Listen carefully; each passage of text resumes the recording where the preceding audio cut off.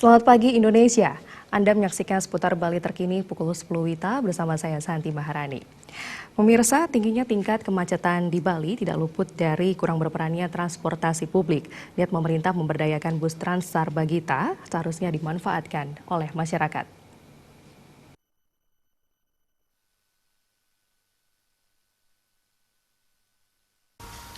Kemacetan ternyata menjadi problem di Bali. Diperkirakan kondisi tersebut akan menjadi bom waktu bagi Bali.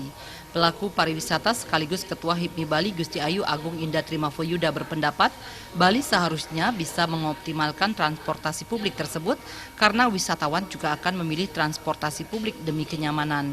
Jika dilihat dari kondisi saat ini, wisatawan banyak mengeluh karena kemacetan di Bali sehingga rencana perjalanan wisatanya menjadi terganggu.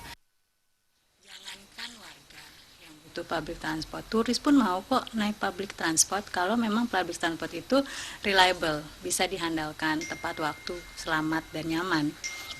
Contoh aja di negara tetangga, kita perbandingkan di Singapura misalnya, warganya naik hampir rata-rata sangat familiar dengan MRT train.